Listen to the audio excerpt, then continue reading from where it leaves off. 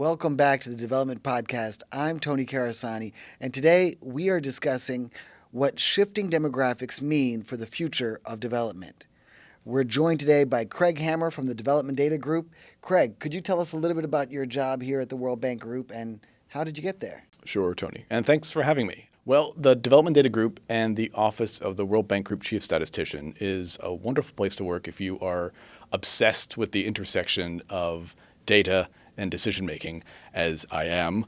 And I have the benefit of working with a lot of people who are similarly obsessed. I also manage the new Data 360 platform, which is the bank's gateway to development data. It brings together about 300 million development data points into one place to help drive evidence-based decision making. And so it's a wonderful place and a great opportunity to put data to work for development, and I'm lucky to work there. Sounds like a really interesting team. Can you give us an example of something a partner might look up on the Data 360 platform? Sure. I mean, what can't you look up on the Data 360 platform? It's the locus of the World Bank's development data on a range of key development topics. If you're interested in jobs, you can look at youth employment rates from country to country. You can compare countries both to each other, to their regions.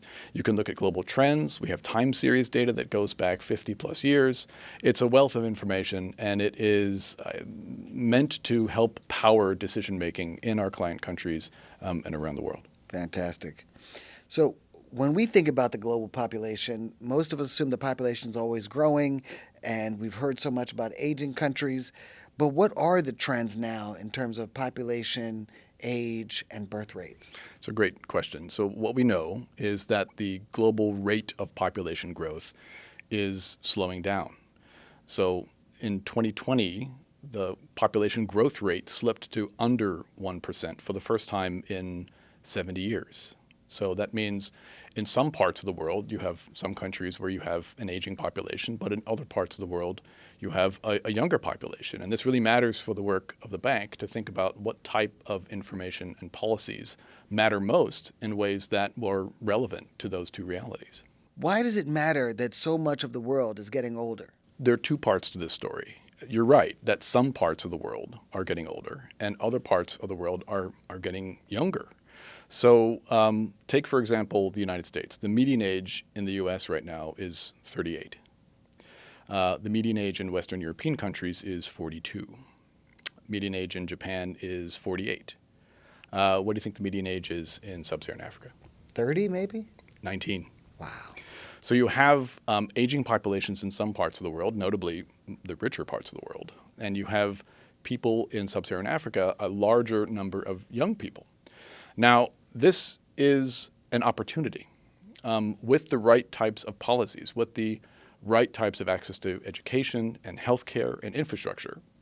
The sub-Saharan African countries can transform the number of young people in their countries into an engine for growth. This is why it's called the demographic dividend. We've seen this before in South Korea, in China, where the application of enough support and resources, training, skills development can transform a large number of young people into engines for growth. It doesn't happen by itself. And what's really important right now is we have about 25 years before the population of sub-Saharan Africa doubles. It's going to go up to about 2.5 billion people from about 1.4 right now.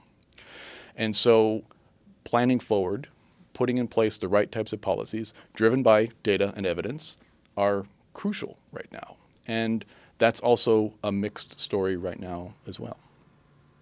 That is fascinating. In the DC area, everywhere I look, there's senior living centers popping up. And so when you're talking about this, I'm just imagining, does Africa have enough schools and vocational training centers for this age boom? So, I mean, it's another interesting combination of realities where this is in part a bit of a human success story. People are living longer in parts of the world because they have access to healthcare and medicine and science. And there are, the result is you have a large number of older populations living in parts of the world. And it's another interesting conversation to be talking about where dependencies may be as we think forward in the next 20 to 25 years. They say Africa has the capacity to be the breadbasket of the world. If we're thinking about access to new opportunities, if we're thinking about agribusiness, if we're thinking about job growth creation, sub-Saharan Africa has huge potential to be able to feed the world and provide opportunities to support and care for aging populations in other parts of the world. So, what does this mean in terms of policy, in terms of development? Well, if we're thinking about this, the demographic dividend, it really requires substantial investments in education, in healthcare, in infrastructure in sub-Saharan African countries that will enable these populations, these younger populations, to really flourish, to contribute to and benefit from economic growth in their societies. And there's a good indication about where the largest amount of growth will happen. As we are thinking about the rates of population growth in some parts of the world, we know that 5 of the 8 countries where most of the population growth will happen are in sub-Saharan Africa. And so there's an opportunity to think about what the levels of investment in education, in healthcare, and infrastructure in those countries are in particular, not excluding other countries in the region, but understanding forward that there'll be many, many more young people in these countries in the next few decades. And planning forward by organizations like the World Bank in partnership with countries can really equip the countries themselves to benefit from their growing populations, and for the countries and the young people who live there to rise to their potential. At the beginning of our conversation, you mentioned that you have an obsession linking data and decision-making policies. So why does it matter so much that we have accurate and up-to-date data on these issues? It matters a lot, and I am obsessed with it. I think the way we must think about it is that data must be the raw material that powers decision-making, that powers policymaking in our client countries. This is how public service delivery is tailored to the needs of populations.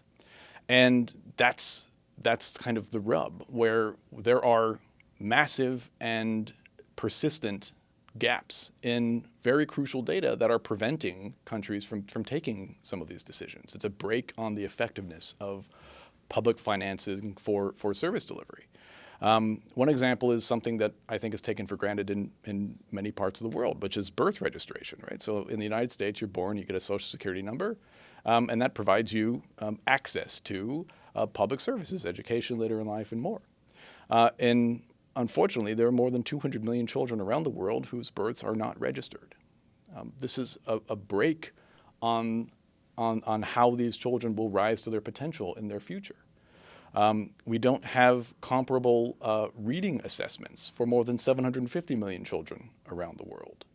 We don't have data on stunting for more than 300 million children around the world.